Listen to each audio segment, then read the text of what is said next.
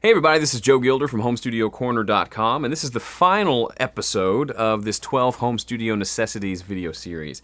And today we're going to talk about accessories. Now, that may be a lame label for this final part, but there's just so many little things that you might need in a studio that all kind of fall into that category of accessories. Now, if you want to see the full list of some of the things that I think you should check out as far as accessories to have in the studio, click on the link below this video if you're watching on YouTube and you can see the full article. But off the top of my head, I want to talk about a couple. Now, these are just little small knickknacks and things that make your life easier in the studio.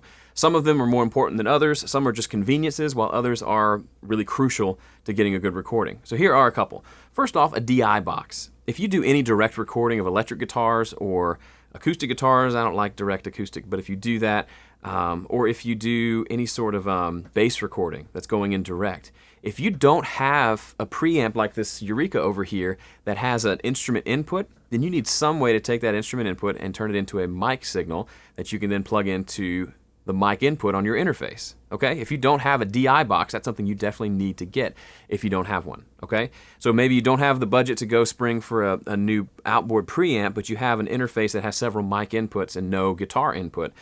Get a DI box, you can run that into that, okay? Another thing, speaking of guitar stuff, is a clip-on tuner. Even if you're not a guitarist, you should grab one of these. They're super cheap, and then next time a guitarist comes into the studio, if he forgets his tuner, you don't have to pull up a software plug-in tuner, which are kind of lame, and you don't have to have him go out and get another one. You don't have to tune by ear, all that stuff. No bueno.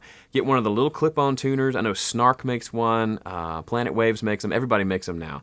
They just clip onto the headstock and they can tune both guitar and bass without having to plug into anything. It's great for recording, especially bass, because the bass player doesn't have to unplug from his rig or from the direct box going into your computer and plug into a tuner and then plug back in.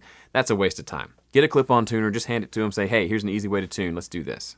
Great, great thing. Another big accessory that I like to have in the studio, at least one of these, is a pop filter. Okay? If you don't own one, you need to get one, because if you're doing any sort of vocal in front of any type of microphone, vocals tend to explode air out of the singer's mouth, and that hits the microphone and causes that popping sound. You can't really get rid of that after the fact. You can try, but it'd be better just to get it right at the source, like we've talked about before, and put a pop filter in front of it. Second cool benefit of a pop filter is, aside from blocking the plosives from hitting the microphone, you can also use them to kind of set a boundary line for your singer. So singers like to creep up on the microphone, but let's say you've listened to my videos and you know you want to have some distance from the mic so proximity effect doesn't come into play. Well, if you put the pop filter right up next to the microphone, then the singer is naturally going to want to get right up next to it and sing into it. That's not good. So what you might want to do is get a second mic stand, put the pop filter just on that stand, and then have it out in front of the microphone by 8 to 12 inches. And then tell the singer, don't move this, but come right up to the mic, or to the pop filter and sing into that. That gives them something to sing into, it helps them feel comfortable, and it also keeps them away from the mic. Great use for something like a pop filter. Okay? So those are three basic accessories that I can think of just off the top of my head that I use in my studio all the time. Another one I just looked over, a headphone preamp, or headphone amp. If you have multiple headphones, you have multiple musicians, they all need to plug in, you need some way for them to plug in, and one of those Y splitters times 4, that's not really a great solution. So have a decent headphone amp in your studio that you can run a couple of line level signals to, and it splits out to a bunch of headphones. So I could go on and on and on about my favorite accessories. Those are just a few. And just to keep in mind, there's lots of cool little knickknacks that you can get that can make your studio life a lot easier. The stuff I mentioned today, not one of them could cost you more than $50, and several of them probably $10 maybe.